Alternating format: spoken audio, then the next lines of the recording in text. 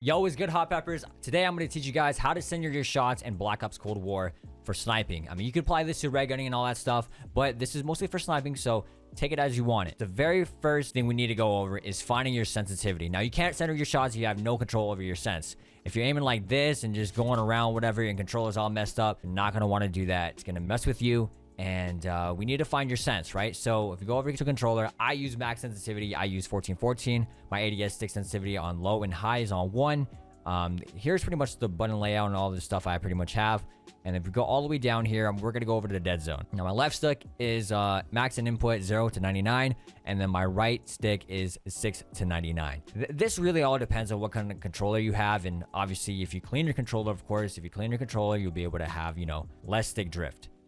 And of course, if you take care of it. Let's say, for an example, okay, you know what your sense is, and you're like, all right, how do I know if the sensitivity I'm using is the right sensitivity? First and foremost, easiest thing you can do is do a full 360. And if you can land anywhere that's near wherever that you were first looking at, so basically we're gonna be looking at a statue, you can land your crosshairs at least somewhere around there, at least close to it, and both directions. Sometimes I can't do it. I haven't even warmed up, so don't mind me. That sense is good for you, right? Now, if you're just adjusting to a high sense, it's gonna take you about, I would say 2 to 3 weeks, sometimes more depending on how long you game, for you to be able to adjust to that sensitivity. And of course, if you're adjusting to a high sense, don't overflake. Try not to just shoot and then like try to drag all that stuff. Because the whole point of this video is that we learn how to center our shots a lot better and a lot more efficiently. So in my opinion, for Deadzone, for anyone that is starting out, I highly recommend to make sure that your right stick input threshold is no higher than a 10 or even like an 8.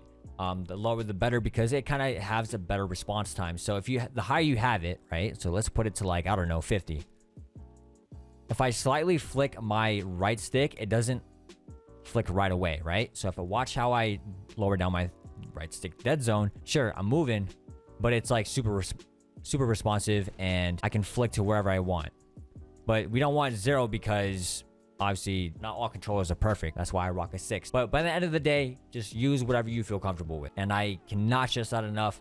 Everyone has a different dead zone. So the other basic rule is don't change your sensitivity. If you change your sense, you're gonna have to readjust and readjust and readjust. So whatever your sensitivity you're sticking with right now, stick with it. Don't overthink it. Just rock out with it. I've been using max sensitivity for about nearly 10 years. And if you feel like you're on the wrong sensitivity, you feel like you need to up it a little bit, I highly recommend, if you're on Black Ops Cold War, of course, try to stick between like 8 to 14 on a sniping sensitivity. Anything lower than 8 or maybe 7, I think you should probably bring it a little bit higher, so that way you can be able to turn around and flick on your opponents. Now, the next important question that I know you guys are gonna ask, are controllers really play in a huge role in sensitivity and sending your shots? Like, is a right stick like that big of a difference? And the answer is yes, people. As you guys know, I have a scuff controller, and my right stick is higher than my left stick, so I have more control on my sensitivity. Now, this is not always going to apply to everyone.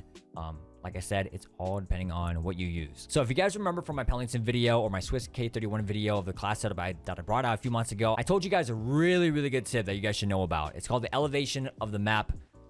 Basically centering your shots depending on the elevation of the map. I think that's a better way to put it. Moscow was a perfect example, because you have a head glitch down low, a head glitch up here, which is a window that you can take cover behind, and then you have head glitches up here as well, along with the bus and this head glitch and this head glitch by the staircase. Okay, double staircase, whatever, and the trees. You got to ask yourself, okay, well, if I'm going up against people that are on those head glitches, how do I land that shot? How do I center it? How do I pinpoint it? How do I just pick them off like nothing? And my trick is, you got to pay very close attention to your crosshairs. Obviously, the center of your screen. The way I look around these corners, I always prepare my crosshairs on the head glitch. Notice how I never, like, you can even see it in clips, I never look at the floor. Sometimes I see people just look at the floor, and then they try to drag their aim up, and then they end up shooting someone on the fucking cock and end up getting a hit marker. And then you wonder why are you getting so many damn hit markers? You need to be able to have your crosshairs at body level at all times. That's why I very rarely get hit markers. Sometimes, I do. It happens. 99% of the time, I don't, unless it's reasonable. So how do you counter the elevation of this map? So you just have your crosshairs prepared around this corner where the head glitch is at, but also you got to remember how the map is laid out. So you do need to have some sort of game sense to be able to remember, where are these head glitches? Where are these covers? Most of the time, I don't really like to drag my aim downwards, unless I have the high ground. Then of course it makes sense. So let's say if I'm up here on this statue, then yeah, it makes sense for me to aim down on a head glitch, right? But notice how I'm always lining up my crosshairs where the head glitch is at no matter what. So in this range, I'm always going to get a one shot unless the guy jumps around and I shoot him in the leg. And if someone's down here, the way for them to counter it is they would have to drag their aim like this. Notice how when I'm dragging it, it's like where the enemy could potentially be. I'm going to zoom in on it. Pay close attention, okay? Take a look at that.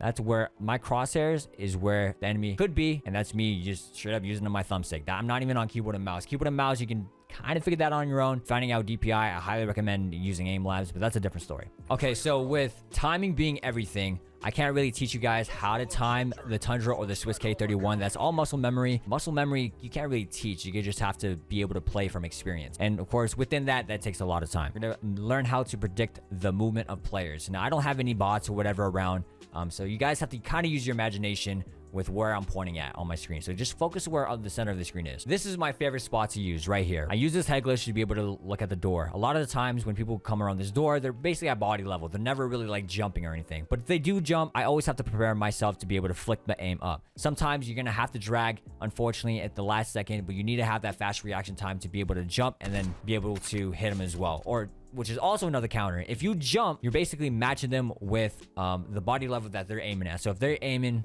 if two people jump at the same time, so let's use, I think this mannequin is probably a good example. If you jump, pay attention to the crosshairs.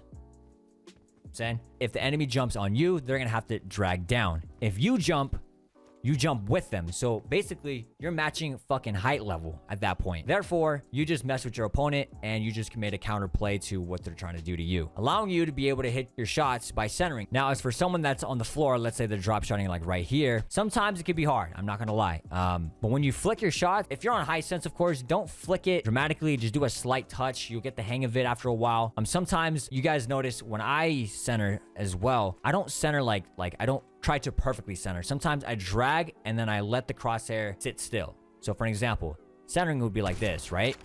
But if I were to drag my shot while centering, I would zoom in and that would be a center still. Even though I didn't aim where I was supposed to be aiming, but I didn't drag my shot. I dragged the center. So there's methods of what you can do to quickscope. So dragging, right? That's a really ugly drag.